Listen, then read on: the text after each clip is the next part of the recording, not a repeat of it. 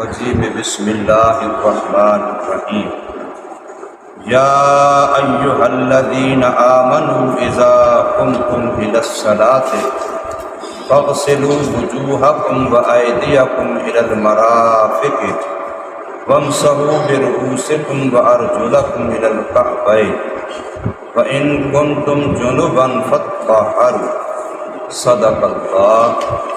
اے ایمان والو، جب ارادہ کرو تم نماز کی طرف کھڑے ہونے کا، اس حال میں کہ تم بے وضو ہو، بس دھو لو تم اپنے چہروں کو اور اپنے ہاتھوں کو کوہنیوں سمیت، اور مسح کرو اپنے سروں کا، اور دھو لو اپنے پاؤں کو ٹخنوں سمیت، اور اگر ہو تم جنابت والے بس غسل کرو۔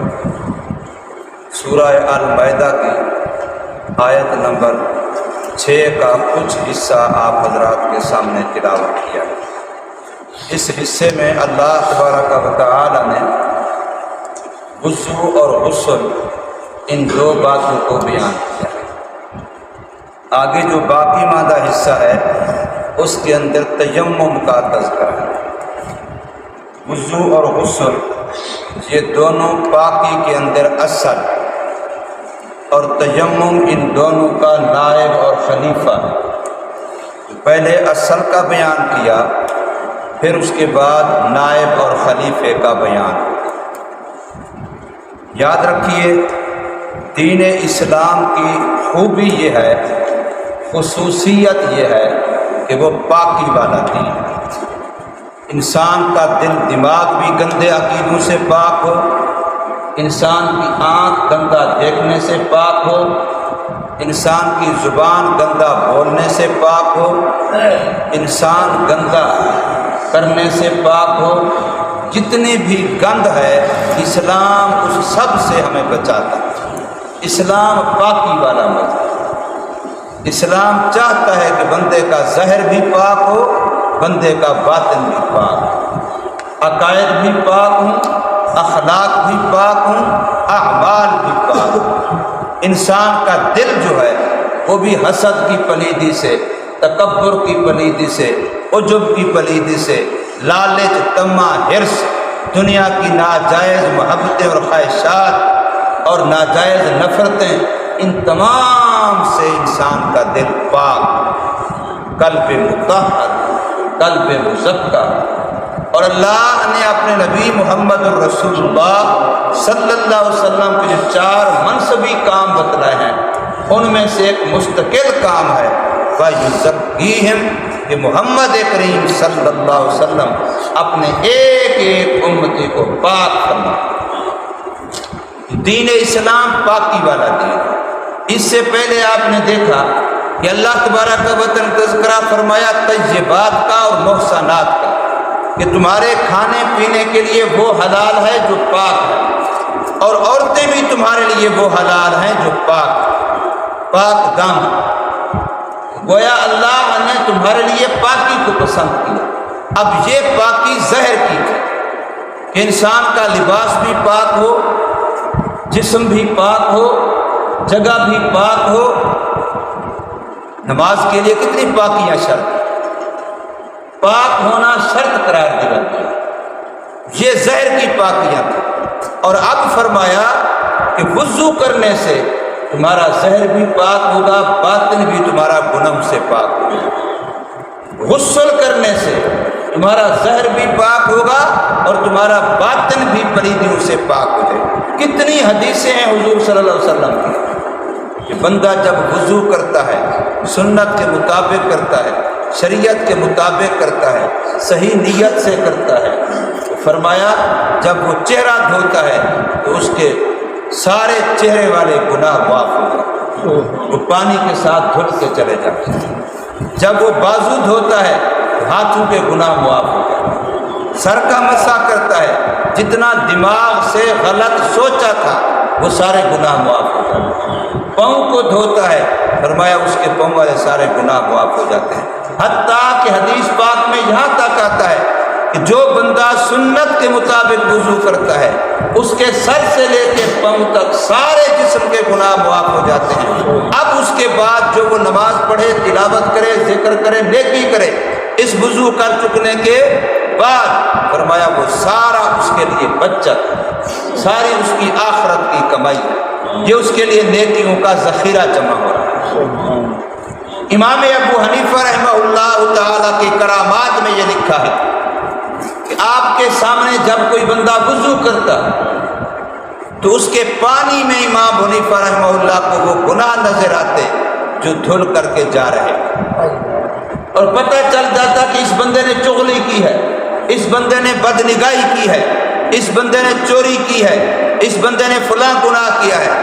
تو امام حنیفہ رحمہ اللہ نے اللہ سے دعا کی، یا اللہ یہ تو دوسروں کے عیب ہیں، ان پر میرا مطلع ہونا مجھے اچھا نہیں لگتا۔ آج ہم تو دوسروں کے عیب ڈھونڈتے ہیں۔ اچھا وہ کیا کہہ رہے تھے، اس کے بارے میں کیا کہہ رہے تھے، ذرا مجھے بتانا۔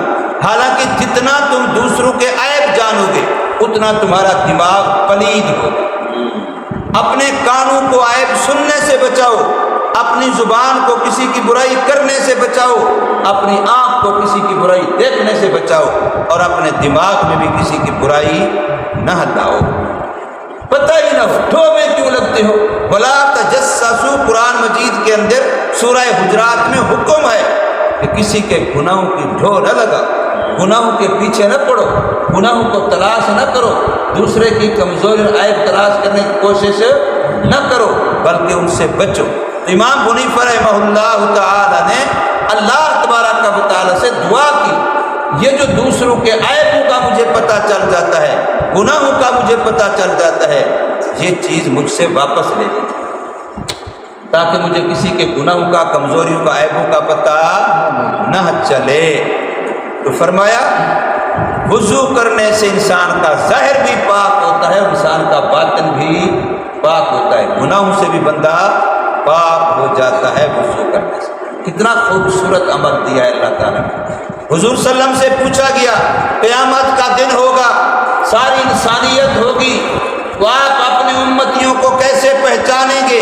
سرکار مدینہ صلی اللہ علیہ وسلم فرمایا کہ میری امت کے وضو والے اعضاء چمکتے ہو، میں اس سے پہچانوں گا کہ یہ میرا امت ہے۔ اب جو وضو کرتا نہیں بیچارہ سارے سال، اس کے اعضاء کیسے چمکیں گے؟ اس کو حضور صلی اللہ علیہ وسلم کی شفاعت کیسے ملے گی؟ سوچنے کی بات ہے نا۔ اب ہم دعوت فکر دیں، وہ کہیں دیکھو جی مولوی سے آج بے نمازیوں کے خلاف تقریر کر رہے ہیں، پھر اس کا مطلب بے نمازی کا مسئلہ بیان کرنا چھوڑ دیں۔ لوگ جو ناراض ہوتے ہیں، وہ جی جو نماز نہیں پڑھتے مولوی صاحب آج ان کے خلاف تقریر کر رہے تھے، جو سود کھاتے ہیں مولوی صاحب آج ان کے خلاف تقریر کر رہے تھے، پھر سود والا مسئلہ بیان کرنا چھوڑ دیں۔ مولوی صاحب آج روزے جو لوگ نہیں رکھتے ان کے خلاف تقریر کر رہے تھے، پھر یہ مسئلہ بیان کرنا چھوڑ دیں، پھر شریعت بچے گی کیا؟ پھر مولوی کی تو چھٹی، قرآن سارا تو بند، جہاد کی بات تو حکومت نہیں کرنے دیتی، مسلمان نہیں کرنے دیتے، کہتے ہیں یہ جو دہشت گردی ہے، قرآن سارا جہاد سے بھرا پڑا ہے، قرآن نبی کی جنگیں بیان کرتا ہے، غزوہ احد ہے، غزوہ احزاب ہے، غزوہ بدر ہے، فلاں فلاں ہے۔ اب مسلمان کہتے ہیں ہاں یہ بیان نہیں کرنا، اب قرآن کا یہ حصہ چھوڑ دو۔ قرآن کی ایک آیت نہیں، ایک حرف کا کوئی انکار کرے تو پکا ڈھکا ابو جہل کی طرح کافر ہو جاتا ہے۔ اور یہاں پابندیاں ہیں کہ قرآن نہیں بیان کر سکتے، قرآن بیان کرو تو اس سے فلاں ہوتا ہے، فلاں ہوتا ہے۔ کتنی مت ماری گئی ہے قوم۔ یہی قرآن تو تھا جس نے عرب سے جہالت کو ختم کیا، عرب سے بے حیائی کو ختم کیا، عرب سے عصبیت کو ختم کیا، عرب سے کفر کو ختم کیا، عرب سے جہالت کو ختم کیا، شرک کو ختم کیا۔ حضور صلی اللہ علیہ وسلم نے قرآن ہی بیان کیا تھا، جو کچھ اور بھی کیا تھا، قرآن ہی بیان کیا تھا۔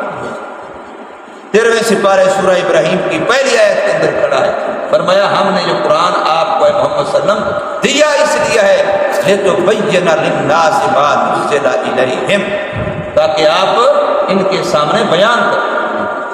اگر بیان نہ کرنا ہو تو پھر یہ صرف آنکھوں پہ لگانے کے لیے، سینے پہ لگانے کے لیے، چومنے کے لیے اور منت منوتی کے لیے یا کوئی تعویذ گھنٹے کے لیے نہیں رکھا ہوا۔ بہرحال اللہ تبارک و تعالی نے ہمارے ظاہر کو پاک کرنے کے لیے ایک تو ہمیں وضو دیا ہے۔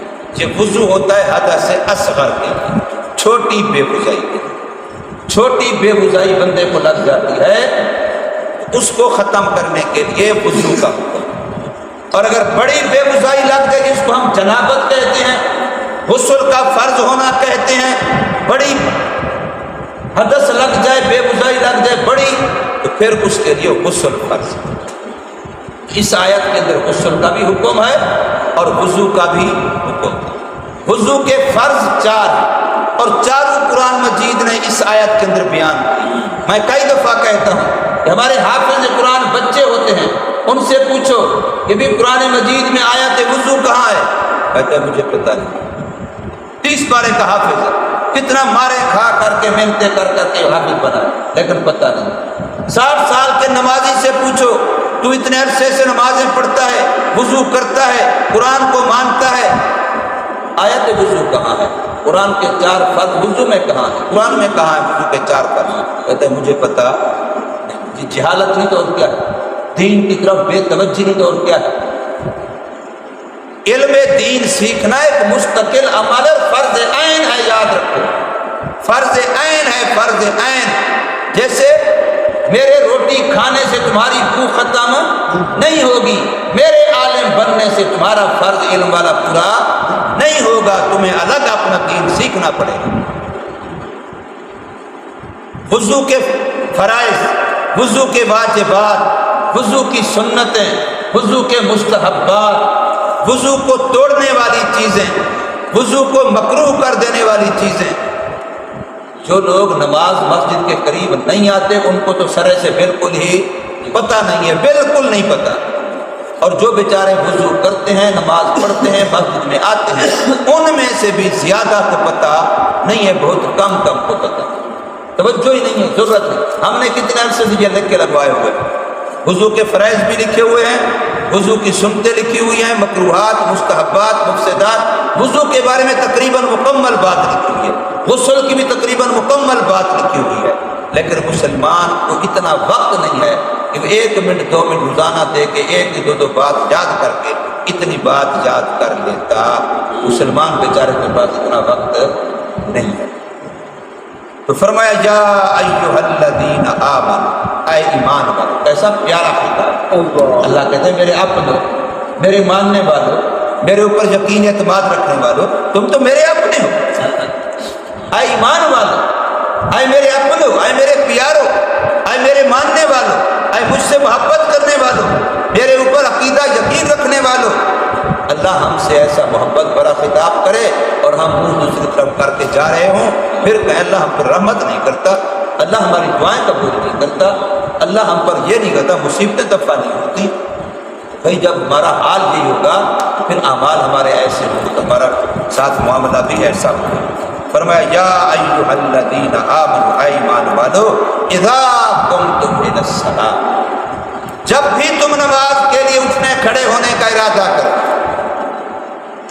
جب بھی تم نماز کے لیے اٹھنے کا، نماز کے لیے کھڑے ہونے کا ارادہ کرو کہ میں نماز پڑھنا چاہتا ہوں، فرمایا اس حال میں کہ تم بے وضو ہو، یعنی تمہارا وضو پہلے سے موجود نہ ہو، وضو تمہارا پہلے سے موجود نہ ہو اور تم نماز کے لیے اٹھنا چاہتے ہو، نماز پڑھنا چاہتے ہو، نماز کا ارادہ کر رہے ہو، اب تمہیں حکم ہے فاغسلوا وجوہکم، اپنے چہروں کو دھو۔ وضو کا پہلا فرض ہے اپنے چہرے کو، لیکن وضو کی پہلی سنت ہے اپنے ہاتھوں کو 3 مرتبہ پہنچوں تک دھونا، ان ہاتھوں کو گھٹنوں تک پہنچوں تک 3 مرتبہ دھونا، یہ وضو کی پہلی سنت ہے۔ پھر پہلا فرض یہ ہے چہرے کو دھونا، جہاں سے سر کے بال شروع ہوتے ہیں ماتھے کے اوپر، وہاں سے لے کر کے ٹھوڑی کے نیچے تک، ادھر ایک کان کی لو سے، یہ چھوٹی سی کڑی ہے، ایک کان کی لو سے دوسری کان کی لو تک، یہ چہرے کی لمبائی ہے، یہ چہرے کی چوڑائی ہے، اس کو دھونا۔ اب یہاں پر یہ نہیں کہا 1 دفعہ دھونا، 2 دفعہ دھونا، 3 دفعہ دھونا، یہاں صرف اتنا ہے چہرے کا دھونا فرض۔ رسول اللہ صلی اللہ علیہ وسلم کی حدیث میں صاف موجود ہے، آپ صلی اللہ علیہ وسلم نے 1 مرتبہ چہرہ دھو کے وضو کر کے بھی نماز پڑھی ہے، 2 مرتبہ چہرہ دھو کے وضو کر کے بھی نماز پڑھی ہے، 3 مرتبہ چہرہ دھو کے نماز بھی پڑھی ہے، اور زیادہ تر چونکہ 3 والا عمل کیا اس لیے 3 مرتبہ دھونا ہر عضو وضو کو یہ سنت۔ وضو 1 مرتبہ سے بھی ہو جائے گا، وضو 2 مرتبہ سے بھی ہو جائے گا، لیکن 3 مرتبہ دھونا سنت ہے۔ اور حضور صلی اللہ علیہ وسلم کی سنت وہ عمل ہے، یاد رکھو، جس سے رب کی رحمت ملتی ہے، جس سے برکت ملتی ہے، جس سے حفاظت ملتی ہے۔ یہ تینوں چیزیں حضور صلی اللہ علیہ وسلم کی سنت پر ہیں۔ جو سنت کا اہتمام کرے گا رب کی رحمت نصیب ہوگی، جو سنت کا اہتمام کرے گا برکت نصیب ہوگی، جو سنت کا اہتمام کرے گا اس کو حفاظت نصیب ہوگی۔ تو فرمایا اس وقت اپنے چہروں کو دھو لو، یہ پہلا فرض ہے۔ اور دوسرا فرض فرمایا وَأَيْدِيَكُمْ إِلَى الْمَرَافِقِ، اور اپنے بازو کو دھو لو، ہاتھوں کو دھو لو، کوہنیوں سمیت، إِلَى الْمَرَافِقِ، کوہنیوں سمیت اپنے بازو کو دھو لو۔ اب یہاں پر بھی اتنا ہے بازو کو دھو لو، یہ نہیں ہے کہ 1 دفعہ دھوو، 3 دفعہ دھوو، 2 دفعہ دھوو، لیکن یہاں بھی حضور صلی اللہ علیہ وسلم کا عمل بھی موجود ہے، فرمان بھی موجود ہے، اور حضور صلی اللہ علیہ وسلم کی سنت یہی ہے کہ 3 دفعہ دھوئیں، اور ساتھ میں انگلیوں کا خلال بھی کیا جائے تاکہ کوئی جگہ درمیان میں خشک رہنے کا امکان نہ رہے۔ اور یہ بھی یاد رکھو سنت یہ ہے کہ ہاتھوں کو انگلیوں کی طرف سے کوہنیوں کی طرف دھویا جائے۔ بعض لوگ ٹوٹی کے نیچے یوں کرتے ہیں، پہلے یہاں پانی بہاتے ہیں، یہ خلاف سنت ہے۔ سنت یہ ہے کہ انگلیوں کی طرف سے کوہنی کی طرف ادھر سے یوں ہاتھ دھویا جائے، یہ سنت ہے۔ وضو دونوں طرح ہو جائے گا، لیکن سنت کا ثواب، سنت کی برکت، سنت کی رحمت، سنت کی حفاظت کب ملے گی؟ جب آپ سنت کے مطابق عمل کریں۔ اور فرمایا تیسرا فرض ہے وضو کا وَامْسَحُوا بِرُءُوسِكُمْ، اور اپنے سر کا مسح۔ اب یہاں پر بھی یہ نہیں ہے سارے سر کا کرنا ہے، آدھے سر کا کرنا ہے، تہائی سر کا کرنا ہے، چوتھائی سر کا کرنا ہے۔ یہاں قرآن میں کوئی بات ایسی، بس قرآن میں اتنا ہے اپنے سروں کا مسح کرو، یہ فرض ہے۔ اب مسح کہتے ہیں گھیلا ہاتھ پھیر لیں، ہاتھ گھیلا ہے جس میں پانی تقاطر کے حد تک لگا ہوا ہے، تو اس سے پانی کے قطرے ٹپکنے کے حد تک پانی لگا ہوا ہے، اب اس کو سر پر پھیر لینا، اس کو کہتے ہیں مسح کرنا۔ اب یہ مسح فرض ہے۔ امام ابو حنیفہ رحمہ اللہ کی ایک چوتھائی مقدار فرض ہے، چاہے وہ اگلا حصہ چوتھا ہو، چاہے وہ پچھلا حصہ چوتھا ہو، چاہے وہ دایاں حصہ چوتھا ہو، چاہے وہ بایاں حصہ چوتھا ہو، کسی بھی طرف سے کم از کم 1/4 پر گھیلا ہاتھ پھرنا یہ فرض ہے۔ اور گھیلا ہاتھ ننگے سر پہ، یاد رکھو، ٹوپی کے اوپر سے نہیں، پگڑی کے اوپر سے نہیں، کسی کپڑے کے اوپر سے نہیں، بلکہ ننگے سر کی 1/4 پر کم از کم ہاتھ پھرنا یہ فرض ہے۔ اور سنت سارے سر کا مسح کرنا ہے۔ اور سنت میں یہ ہے کہ بندہ یوں کر لے، اس انگل کو انگوٹھے کو الگ کر لے، ان 3 انگلیوں کو ملا لے اور یوں ہاتھ کو رکھ کے اب یوں ہاتھ کو پیچھے کی طرف لے جائے۔ جب یہاں پہنچے، یہاں پہنچنے کے بعد اب انگلیاں ہٹا لے، اکیلی ہتھیلی یوں لگا کے واپس یہاں لے جائے۔ اب یہ انگلی اور یہ انگوٹھا جو استعمال نہیں ہوئے، ان کو کانوں میں استعمال کرتے ہیں۔ انگوٹھے کو کانوں کی پشت اور انگل کو کانوں کا اندر والا حصہ، آگے والا، ان کا مسح کریں۔ پھر ان انگلیوں کی پشت، اس سے گردن کا مسح کریں۔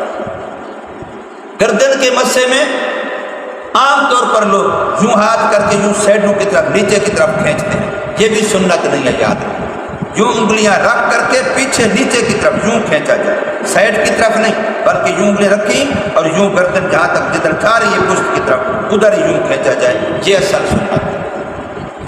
اس طریقے سے ایک ایک بات کو سیکھا جائے۔ دین کا سیکھنا اللہ کو اتنا پسند ہے، فرمایا تو دین سیکھنے کی نیت کر، میرے فرشتے تیرے پاؤں کے نیچے پر بچھا دیں۔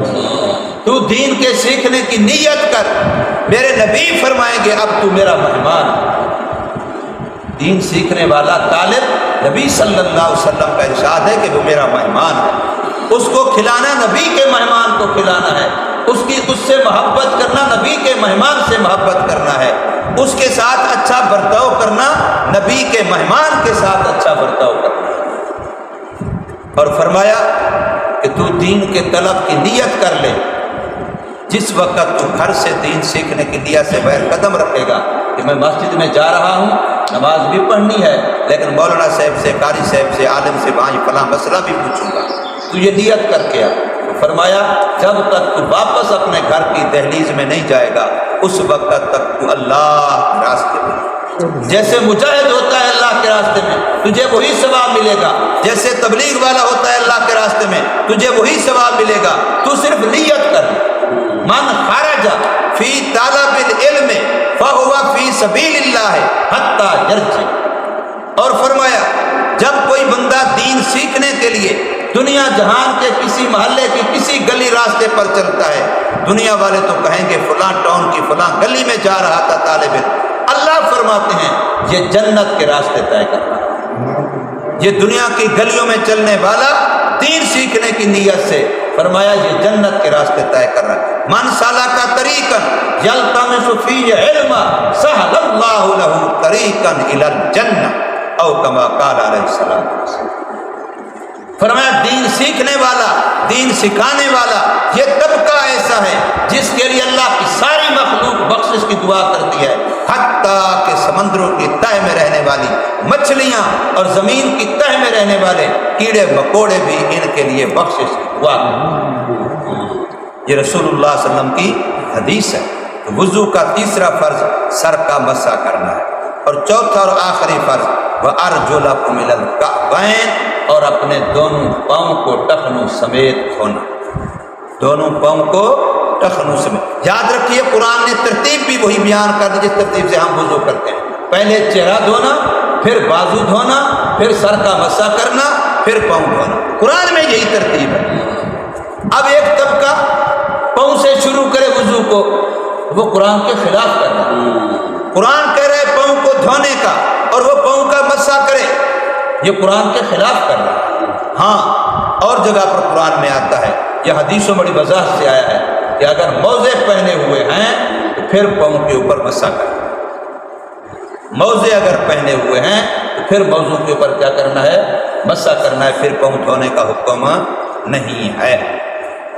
اور فرمایا وَإِن كُنتُمْ جُنُبًا، اگر تم جنابت کی حالت میں ہو تو پھر فَتَّطَہَّرُوا، پھر غسل کرو، پھر خوب جسم کو پاک کرو، جہاں تک پانی پہنچا سکتے ہو وہاں ضرور پہنچاؤ، چاہے وہ کانوں کے سوراخ ہوں، چاہے وہ ناک کے نتنے ہوں، چاہے وہ ناف ہو، جہاں تک پانی پہنچا سکتے ہو پھر وہاں تک پانی پہنچانا تمہارے لیے ضروری ہے۔ اگر کوئی ایک بال کے برابر بھی جگہ خشک رہ گئی تو تمہارا غسل نہیں، پھر تمہارا غسل نہیں ہوگا۔ بال بھی داڑھی کے ہوں یا سر کے ہوں، لٹوں والی سرکار بنی ہوئی ہو کوئی مرد یا عورتوں کی مینڈیاں ہیں تو ان کو دھونا بالوں کو شروع سے آخر تک ضروری ہے، الا یہ کہ استثناء حدیث میں آتا ہے کہ بعض عورتیں بعض علاقوں میں باریک باریک مینڈیاں گوندتی ہیں، بڑا وقت لگتا ہے ان پر، بڑے مشکل سے گوندی جاتی ہیں، بڑی مشکل سے پھر کھولی جاتی ہیں۔ تو ایسی عورت اگر مینڈیاں نہ کھولے اور سر کے چمڑے کو گیلا کر لے اور بالوں کی جڑوں کو خوب پانی پہنچا لے تو اس کا غسل ہو جائے گا، چونکہ دین کے اندر حرج نہیں ہے۔ دین بندے پر تنگی والا حکم نہیں دیتا، الدین یسر، دین آسان۔ غسل فرض ہوتا ہے مرد پر، اس کے 2 سبب، عورت پر غسل فرض ہوتا ہے، اس کے 4 سبب۔ عورت پر غسل فرض ہونے کے 4 سبب ہیں، مرد پر غسل فرض ہونے کے 2 سبب، جس کو ہم جنابت کہتے ہیں۔ مرد کے لیے 2 سبب اور عورت کے لیے 4 سبب ہیں۔ 2 وہی جو مرد والے ہیں وہی عورت کے لیے بھی ہیں، لیکن 2 عورت کے اور ہیں، ایک ماہواری کا خون ختم ہونا اور ایک بچہ پیدا ہونے کے بعد کا خون ختم ہونا۔ ان 2 کا تعلق کیونکہ صرف عورت کے ساتھ ہے تو عورت کے لیے غسل فرض ہونے کے سبب 4 بنتے ہیں اور مرد کے لیے 2 بنتے ہیں۔ ایک مرد کے لیے جماع جسے کہتے ہیں، جسم کا جسم میں داخل ہونا، چاہے نطفہ نکلے یا نہ نکلے، انزال ہو یا نہ ہو، اور ایک ہے شہوت کے ساتھ انزال، چاہے اس میں دخول ہو یا نہ ہو، جیسے انسان پہ احتلام ہو جاتا ہے۔ یہ 2 سبب عورت کے لیے بھی ہیں، مرد کے لیے بھی ہیں، اور وہ 2 سبب کہ ماہواری والا خون ختم ہو، عورت پر غسل کرنا فرض ہے۔ بچہ پیدا ہونے کے بعد جو خون آتا ہے وہ ختم ہو تو عورت پر غسل کرنا فرض ہوتا ہے۔ اللہ تبارک و تعالی ہمیں دین سیکھنے کی توفیق عطا فرمائے۔